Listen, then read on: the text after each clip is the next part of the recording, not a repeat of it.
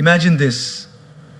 You're walking peacefully, sipping your chai, enjoying a good day, and then someone comes, says something rude, and your whole mood crashes. Just one sentence, just one look, and suddenly you're burning inside. But pause for a second. What if I told you the most powerful response is not a reaction, but a redirection? Friends, in life, people will hurt you. That's not a maybe, it's a certainty. Some do it unintentionally, others, sadly, very intentionally.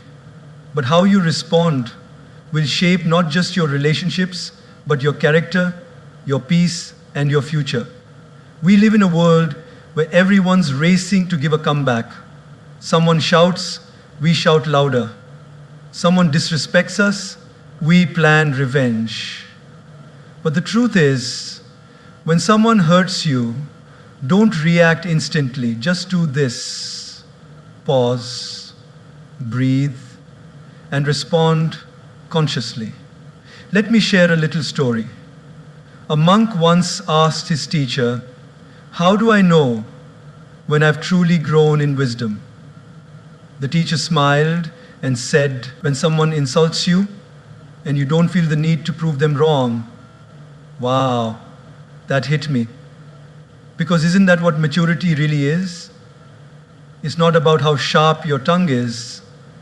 It's about how still your heart remains when chaos surrounds you. Life will give you many opportunities to react. But the wise ones, they learn to respond. So next time someone hurts you, before you react, take a pause, breathe, observe, and choose your response. You're not just preserving your peace, you're building your power. Let them throw words, you throw wisdom. Let them bring chaos, you bring calm. Let them try to shake you, you stand still like a mountain. Because when you master your reaction, you master your life. In a world where everything moves fast, messages flying in, tweets flying out, we've gotten used to instant responses. Someone criticizes us, we reply in seconds. Someone hurts our feelings, we send that angry message back. It's like life has become a tennis match. You hit, I hit back harder. But in this rush to react, we often forget to reflect. Think about this. Have you ever sent a text in anger only to regret it 5 minutes later? Or shouted at someone during a fight and felt guilty for days? That's the cost of reacting. Reaction is immediate. It's emotional, it's raw, but more often than that, it's reckless. Reflecting, on the other hand, is where wisdom lies. There's a story of a man who was walking in the forest and got bit by a snake. He screamed in pain, but instead of seeking help or treatment, he chased after the snake in anger, determined to punish it.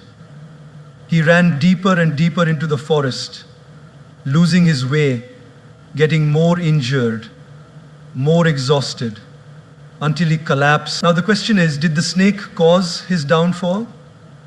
Or was it his reaction to the snake? That's how many of us live. Someone says something to us, a rude comment, a sarcastic jab, or just a look, and we chase after the pain with our reaction. We carry it with us all day, sometimes all week. We go home and tell everyone how hurt we are. We post about it. We replay it in our mind like a movie stuck on loop. But what if instead we just paused and reflected? Imagine someone honks at you aggressively while driving. Now, one option is to scream back, speed up, and let road rage take over. But what does that lead to? Stress, anxiety, maybe even a dangerous accident. But another option is to smile softly, take a deep breath, and think, maybe they're having a bad day, maybe they're rushing to a hospital, Maybe they just lost their job. You don't know their story, but you know yours. And your story is too precious to be ruined by a moment of someone else's instability. Reflection gives you space to see beyond the moment. It allows you to observe your emotions without becoming a prisoner of them. It's like the difference between a spark and a wildfire. The spark is the moment someone says something hurtful.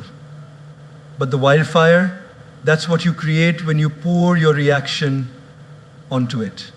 Gaur Gopal Das often reminds us our emotions are like guests. They come and go.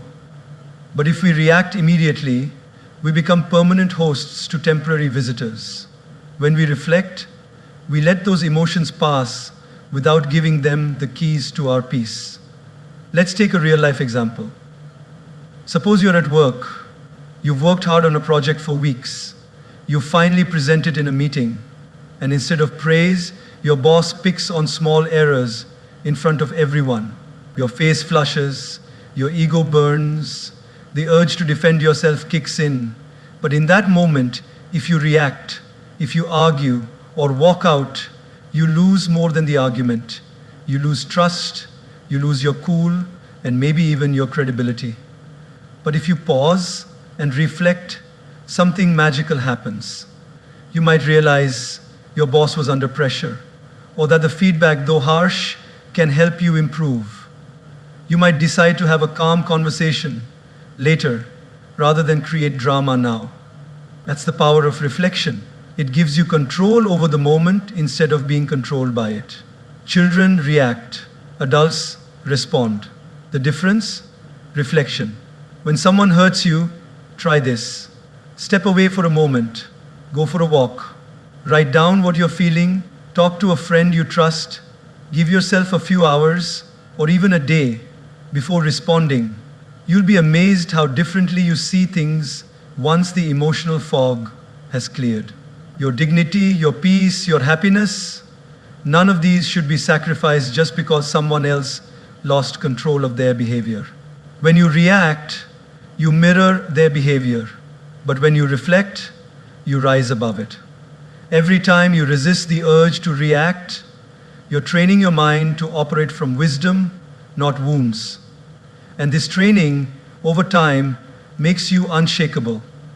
So next time someone hurts you, don't reach for your phone, don't raise your voice, don't sharpen your tongue. Just take a breath, close your eyes, and reflect. Because true power lies not in how consciously you choose to.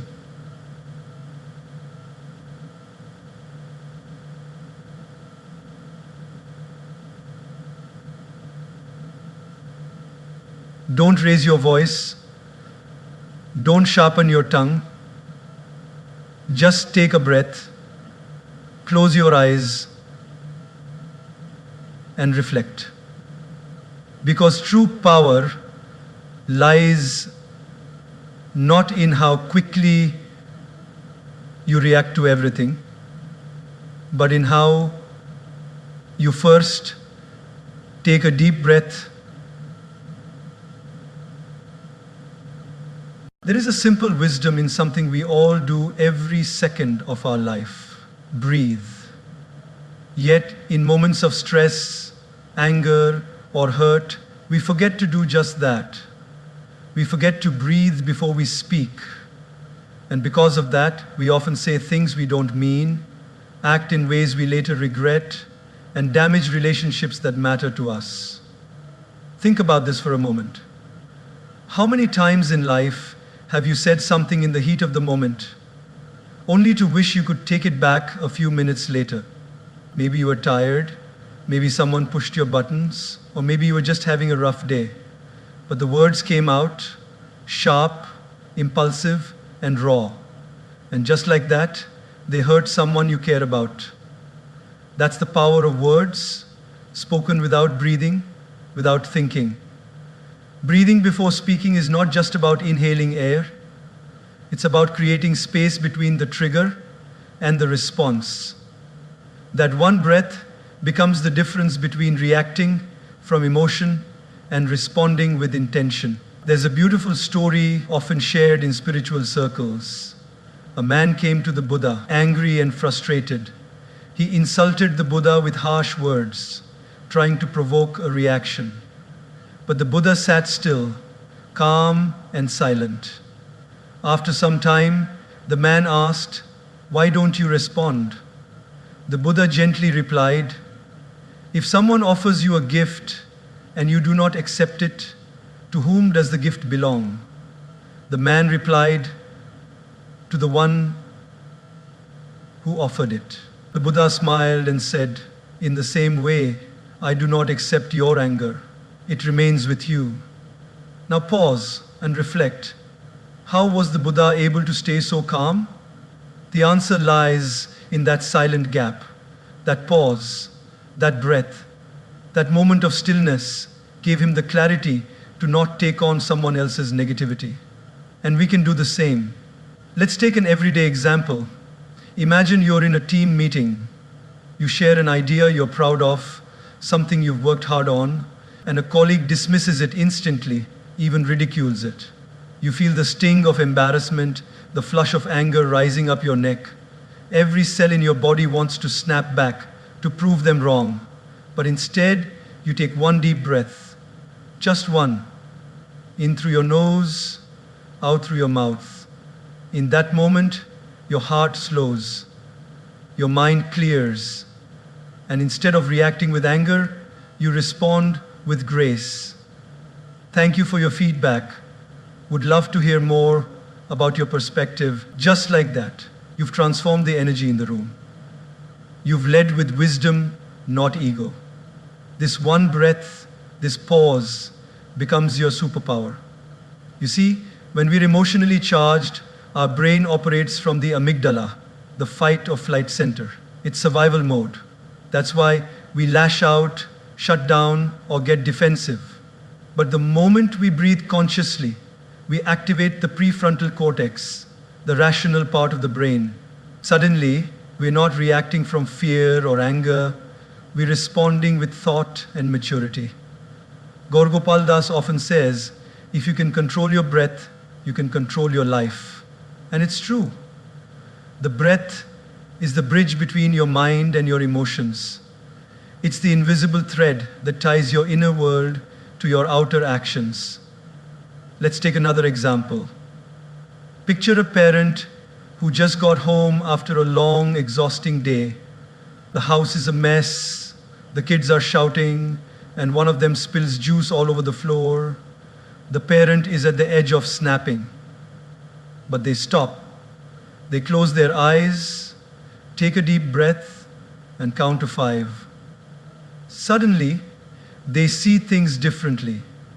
They see the laughter of their child, the innocence in the mistake, and instead of yelling, they kneel down, clean the mess, and turn it into a moment of connection. That breath saved the moment. That breath protected the relationship. So often, what we need is not more words, but more space between our words, more silence between our emotions, more breath between our impulses. When someone says something hurtful, before you reply, breathe. When life doesn't go your way, before you complain, breathe. That breath may seem small, even unnecessary, but in reality, it is everything. It gives you time to choose your tone. It gives you space to think. And most importantly, it gives you the power to stay in control of yourself. Words once spoken cannot be unsaid, but words delayed through breath can be transformed. And often, silence says more than speech ever could.